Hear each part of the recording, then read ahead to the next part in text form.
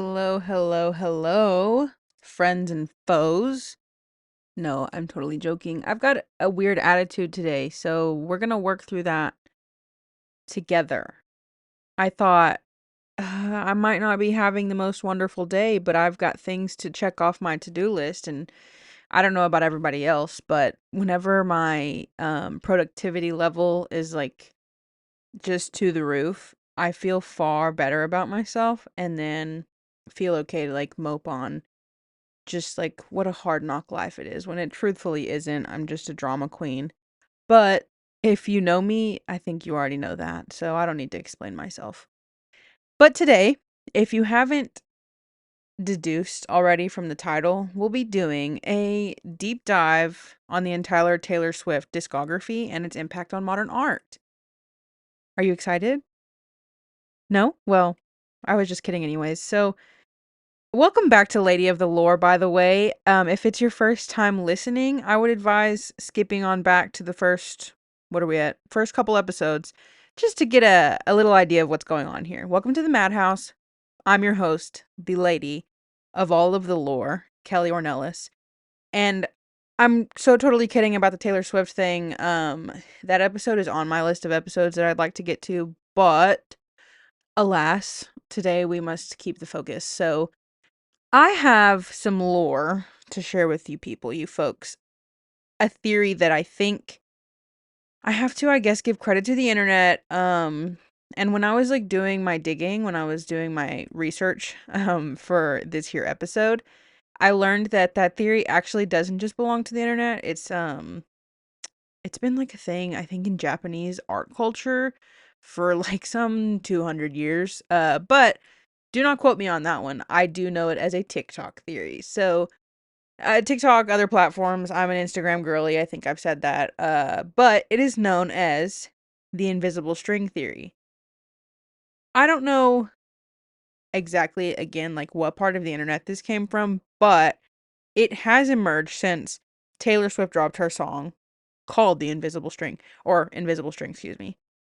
And for this, I make no jokes, okay? I do recognize Taylor Swift is my supreme leader, but for today, we're like mainly focusing on her one song, which how fitting that you're listening to this in presumably August. And August is literally Taylor Swift's month. You guys know this. So, however, the theory, the legend goes that there has been an invisible string of some sort that has tied you to another person, whether or not like you've ever recognized it. And this mainly applies to lovers, so we have to get into that one. But it I think it can go for friends. I mean, like, I think it can go for friends. But it explains that there's been some kind of cause and effect that's like tied you to another person. Like your coming together was cosmic in a way. And it can be something like some of the stories that I've watched have been like you're 10 years old and you're on vacation with your family and some kind of like foreign country, and your soulmate who you'd marry 20 minutes or not 20 minutes, 20 years later happened to be in the background of that of a picture, like a family picture, the ones that you get and you like put on your fridge. In the background of a picture in the same country in the at the same time, several years before you'd ever even meet them.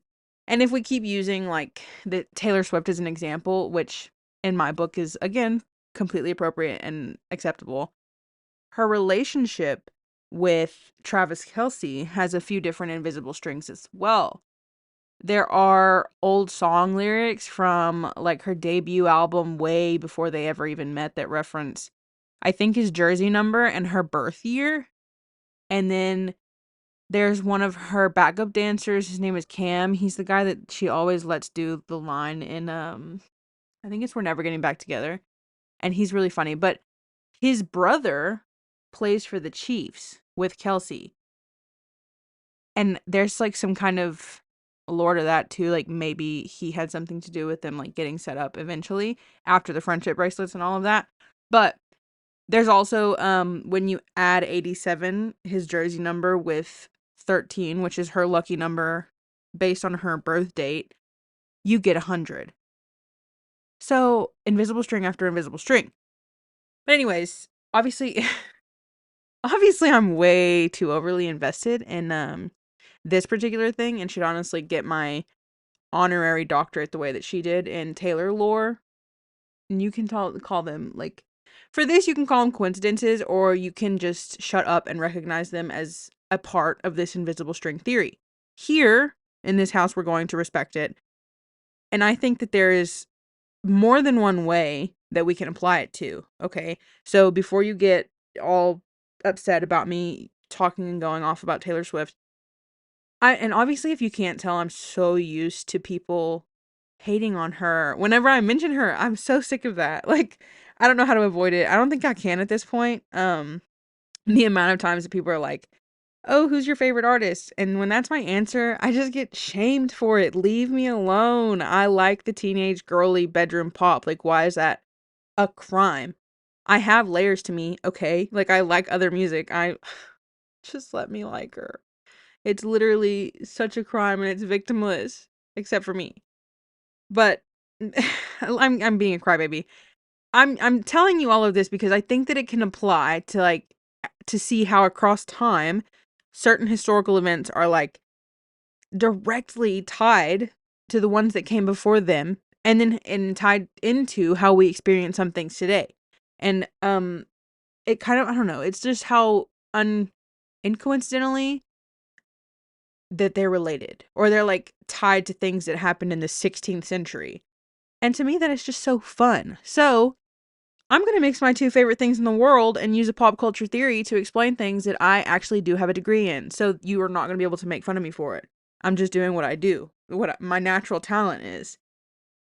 So here, this theory turns into something different. And it seems like the invisible string theory kind of relies on the idea of some kind of predetermined destiny driven by, like, some unseen force. And I think that there are versions of this in, like, literature and movies, all kinds of things like that.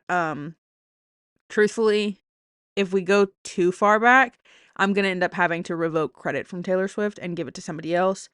But I just want to recreate it to fit it here in this context so that I can explain some stuff to y'all. Aristotle, I know you guys have heard about him. He was in a Taylor Swift song. I'm sorry. Okay, I'm going to try and curb the usage. But Aristotle believed that there was a predictability to the human species, and that a mind that used reason, which would, be the ability to apply logic to draw conclusions from, like, whatever information you have. Life is a process, and history is a process. And you can have your own belief system on whatever you think is the driving force behind that process. But I think that all of us can come to some sort of agreement, maybe. And maybe I'm being too broad of, like, generalizing here, but I can say that I think that, yeah, and I can say what I think because that's what you guys are here for, is just to listen to what I think. I think that it can be seen as this unfinished project, as this process that we are in the process of completing, like, something unfinished. And if the history is the human story, then it is a story of people who exhibit patterns that can be studied and understood. Am I making sense here? Yes? Okay, nod your shake your head if no. This is kind of like some psychological and obviously philosophical undertones to it alongside the historical parts of it. And that, my friends, is not something I have my degree in. We can just pretend like I do, and I'm gonna give you my opinion on it anyways. So, the people who have asked me about my podcast, I know that I plan to, like, get into this. I always give a different answer, depending on, like, what section I'm working on or what I plan that day, because it's a lot of everything. It's talking about my favorite singer like I'm 13 years old for 10 minutes. It's history, it's social science, it's philosophy, it's all kinds of things. So, if I've ever tried to sit there and explain to you what my podcast is about in a solid, like, 5 minutes, I sincerely apologize. I one day will be better at talking. So if we're going to use the idea that there's some kind of invisible string that ties us from now to the past, and the idea obviously that I've mentioned that humans follow one big pattern almost, then I think we can look at certain points in time and see the certain, like, specific causes and effects of certain events or things. I'd like to start with something I've grown more familiar with, and I just feel like it's become the launching pad, or it became the launching pad for a lot of things. And over the course of me studying and being in classes or whatever, reading, being on the internet, that's helped. So all of these things have really helped me tie it back to this certain point in time. So the Enlightenment, which, did I say that I was going to get to the Enlightenment? I don't know. It's been a long day. But the Enlightenment period was from 1715 to 1789. And again, this is for me like a really foundational point from my understanding of history. And I think that this is somewhat modern.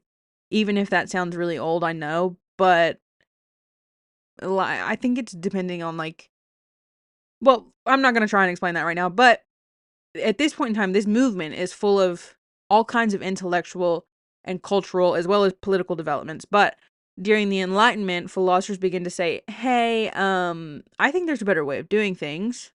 They start to question the old ways of thinking and the traditional authorities, kind of the way that I'm like drilling into you guys, smash the patriarchy kind of thing. They start questioning authorities like kings and the church because they were who held a lot of the power at that point in time. A lot of people began to say the way we're doing things just isn't cutting it. Some people began asking questions about monarchy because monarchy was derived from this idea of the divine rights of kings, that God had declared their authority. So who could challenge that? But then you have, like, think of any freaking example. What happens when kings become a little too self-serving and then they let the power go to their head and the title is like the only thing that they care about? They make movies about these things, guys. But all of these questions were a part of the Enlightenment movement. And the idea that, hey, I have the ability to make choices and govern myself based on reason. That thing that Aristotle made up out of thin air. The dominance of the church in political and intellectual life, and this unquestioning acceptance of religious doctrine also was challenged. So, this is the time when you have the idea of religious tolerance being ushered in, kind of, the coexistence of a people who practice and a people who don't practice, or people who practice various types. And so here emerges this idea of freedom of religion and then the separation of church and state. And I don't know if you remember me saying that I believe education can take place in coffee shops. Well, it turns out that that is not a new thing. The Enlightenment stoked this like coffee house craze, and coffee houses became extremely popular spots for intellectuals, like just to have a discussion, to trade their ideas over a cup of coffee. And people began, like engaging in these lively little debates and exchanging ideas and so forth. They were literally so me. So here I am, following in their footsteps centuries later, doing the same thing in my hometown coffee shop. They're sick of me there. But this was, okay, so this was the time of Newton. So there was this insane abundance of knowledge, and it just began creeping its way onto the scenes over the course of the 18th century. People were inspired to think independently, kind of how I'm trying to stoke you into doing now. You have figures like Immanuel Kant, who he was an important person in this movement, and a quote that he has come to kind of be regarded for in some circles, some text that I was going over, is in Latin, and I'm going to attempt it, and if you laugh at me, at least I don't have to see or hear you. So, it says, sapere aude, which means dare to know, or have the courage to use your own reason and think independently. I want to get that tattooed on my body. This force, this idea, this like revolution of independency, of just individual thinking, inspired our American Revolution. Literally, I know you've heard of that. The reason that we get crazy good sales at Old Navy, and why we celebrate with beers and boats and fireworks. all of that. The fireworks, the American Revolution, that gave us democracy here. In 1775, the revolution begins, and in 76, you get the Declaration of Independence. Those things, I'm giving you like time for context just so you can have some sort of understanding if you're taking notes. I hope you are. But it's not entirely necessary to remember. I'm telling you, I'm trying my best not to bore you with the dates and the names. This is what gives the United States its current democratic framework, where we vote for the people who speak for us. Even if our system doesn't exactly like completely reflect what it did then, and perhaps doesn't even reflect what they maybe originally intended, still you have the connection here. And it goes to spark some inspiration for other countries as well, because the French followed with their own revolution. And initially, the French clung to the same ideas as their American counterpart across the sea. The revolution introduced French people to ideas of democracy and individual freedom apart from the monarchy, apart from the oppressive reign of kings. And this was King Louis XVI and Marie Antoinette. You have the let them eat cake thing, which do some random Googling on that because apparently it was all made up. So they kill a woman over nothing. Their slogan there was equality, liberty, and fraternity. And I attempted Latin. I'm not going to attempt French because you guys are probably already laughing. But the revolution obviously had its own hiccups.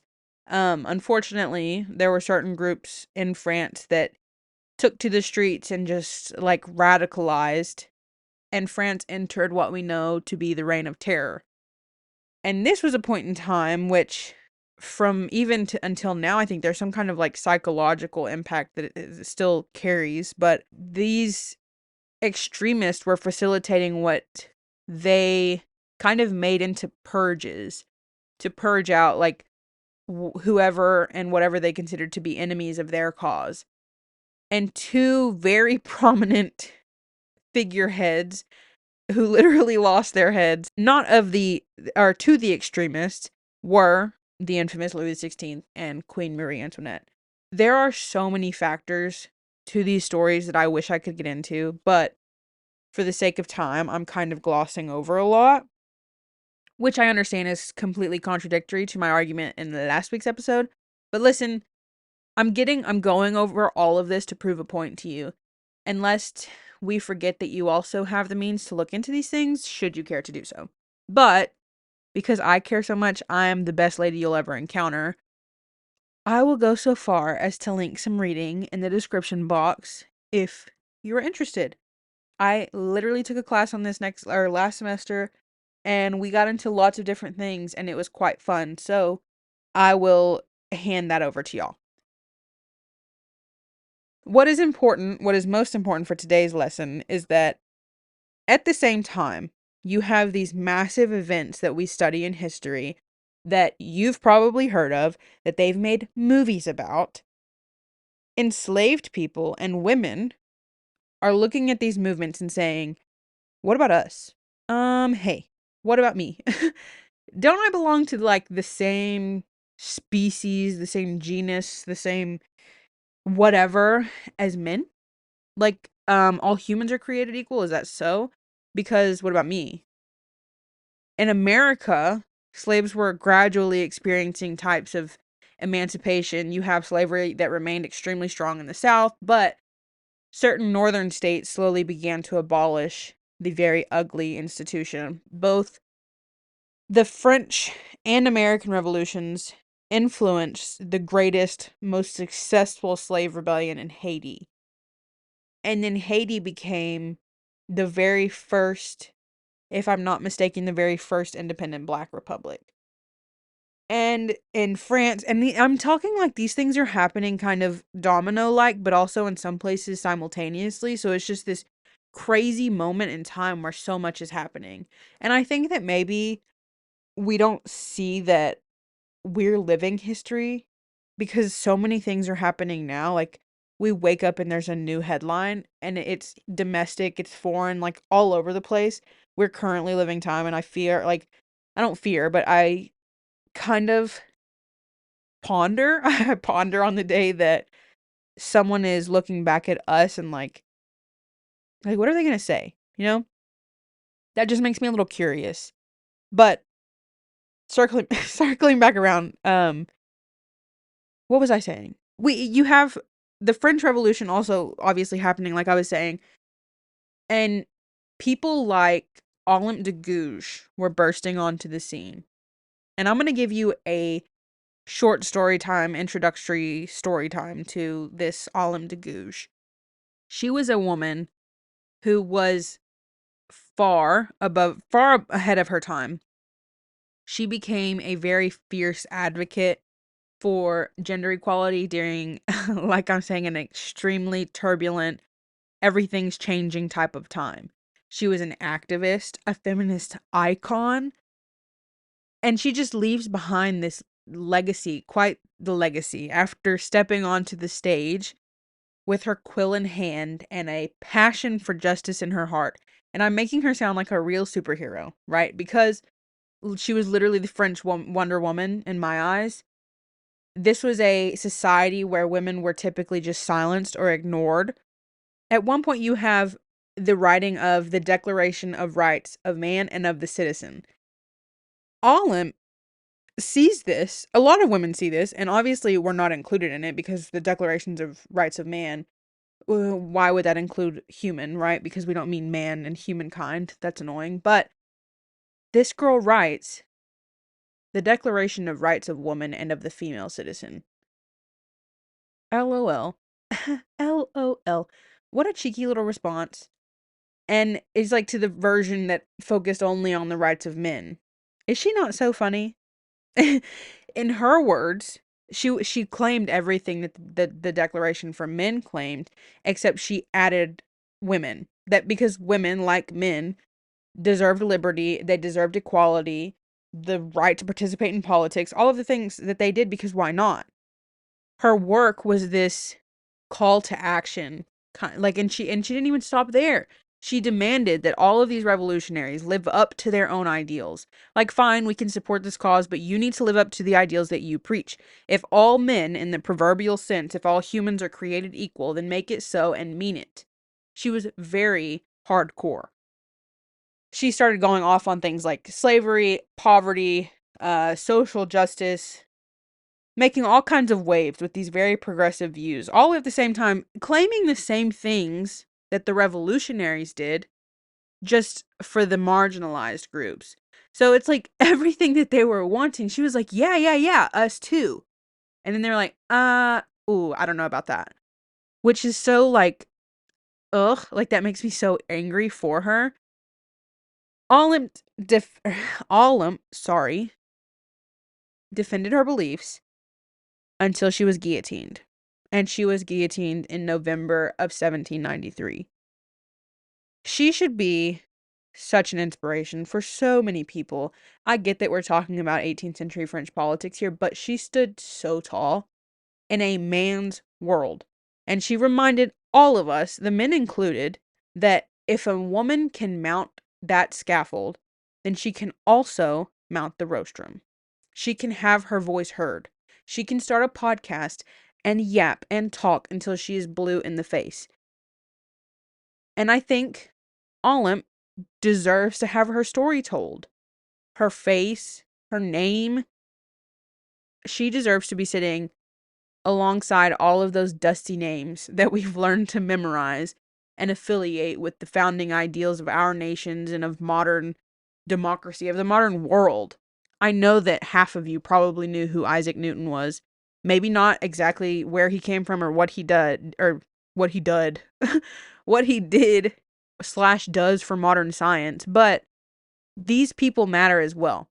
And I kind of have accidentally tapped into the colonizer mindset, apparently. I'm skipping over how some of these ideals also spread into places like Latin America too. And I like to imagine all of these, at least for explaining purposes, I like to imagine all of these movements happening and people who are working or serving in their militaries, raising families, doing whatever, having conversations that went like, hey, what's going on in France? They killed the king. You can kill a king? Like, what? And everything just shook up the existing rules, the existing framework. And that's not just from what was happening in France, but what was happening all over the world. It was shaking up this picture of the way things are supposed to be. And I think a lot of these movements start with normal people getting on board, like average folks making the micro changes, remember? They start with these widespread ideals for change among ordinary people, and they start moving like a wildfire. Alongside these abolitionist movements for, like, Haiti, the women's rights movements continued to take root, mainly here in the United States and in Europe, and then labor movements, and then the civil rights movements. And I'm glazing over a few things here to be brief because there's a more interesting point that I'd like to explore. But you have the socialist and communists and anti-colonial and religious and secular egalitarian movements, all kinds of changes. They all pushed for equality in their own ways. They challenged the system and the established hierarchies that existed to advocate for the freedoms of different groups, to fulfill this prophecy of sorts. Another Taylor Swift song. These people were striving to fulfill what they believed to be the project and to strive in the direction of a more equal world, a better world. And I get that you guys are probably like, okay, Gandhi, shut up. But this is such an interesting thread here to me. And even more so to think that the ideas that came from the Enlightenment were not new by any means. I think a lot of it actually can be traced back to even older, rooted in religious teachings and philosophical teachings, traditions. You have debates on slavery that can be taken back to early Christian teachings, to Islamic principles. In the 17th century, you have the Quakers saying, "Hey, no, slavery is not cool here," and they wouldn't let any of their members. They wouldn't permit them to own slaves, and that was before the Enlightenment period.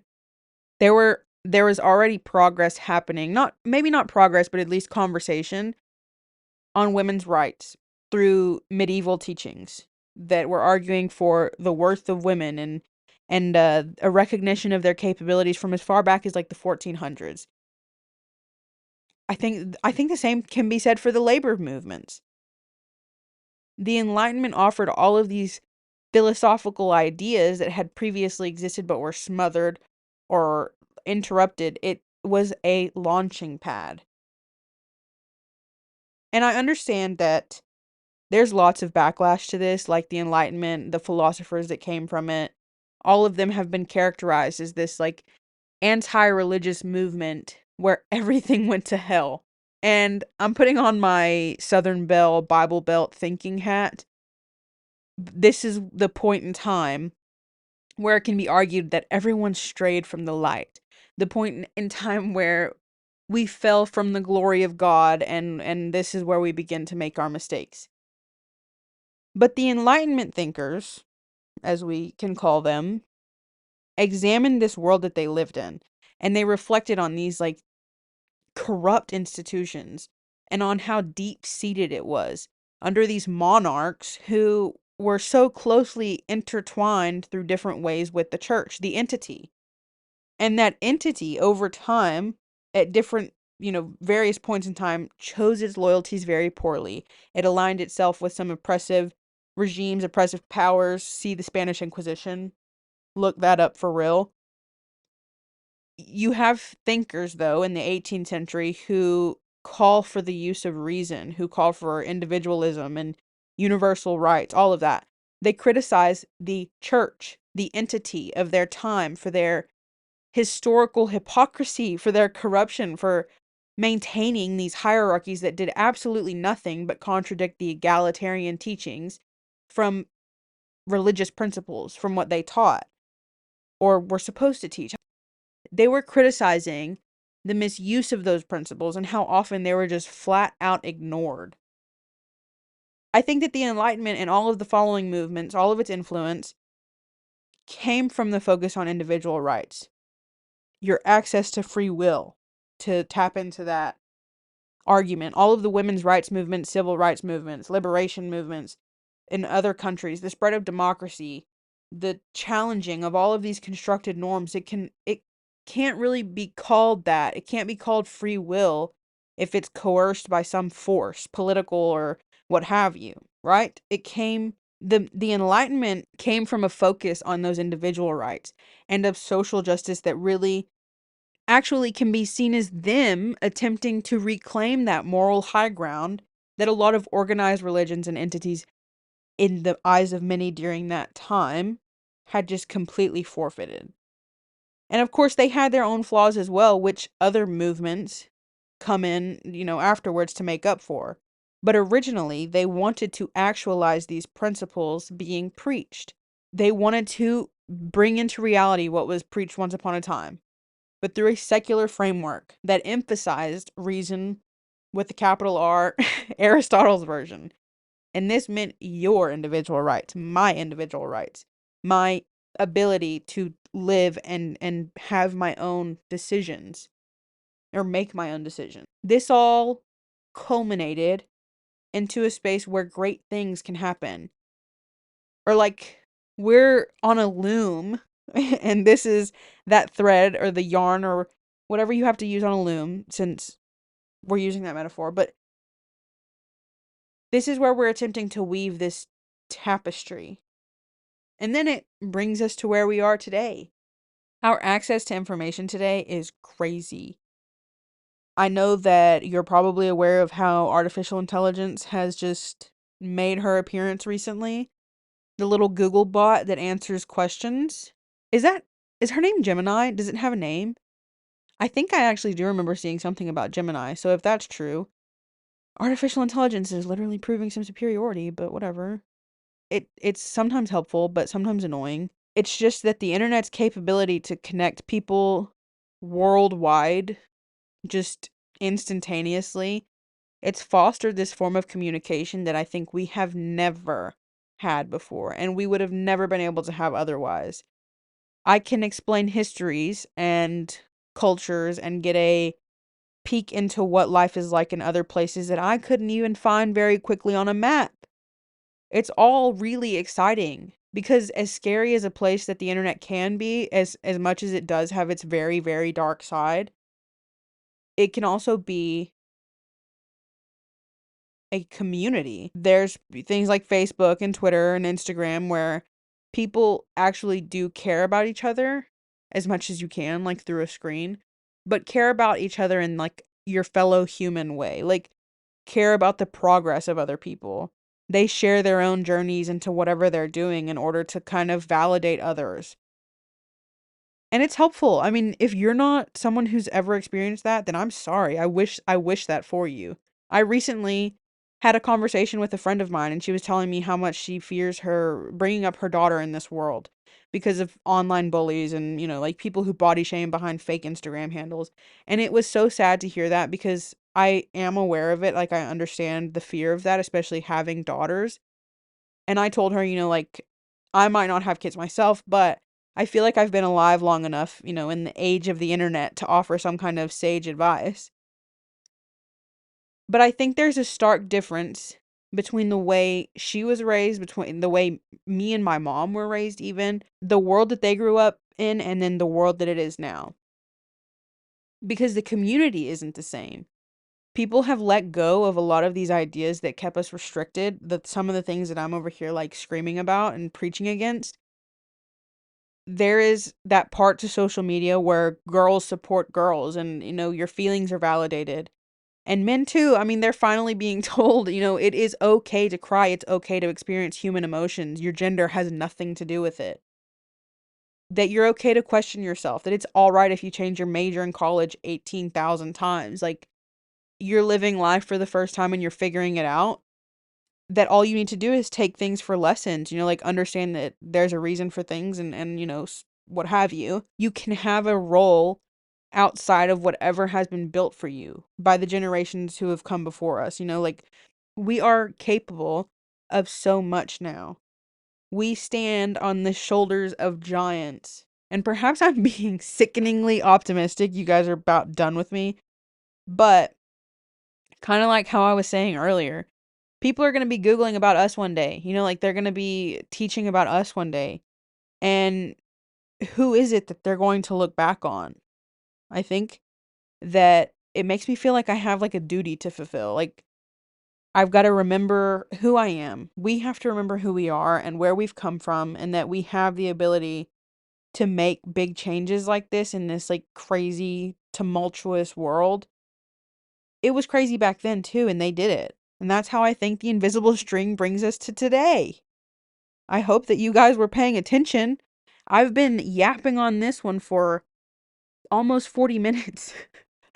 uh but everything is connected in my eyes, and it brings me back to history, and perhaps if I had a degree in something else, it would take me into that. But this is how I see the world, and I'm glad that you guys like my glasses enough to try them on. We just have to shift our focus. We're not paying attention, I fear. I fear that there's so much to life. There's so many layers to it, like the onion metaphor, the ogre thing. Like there's layers to an ogre.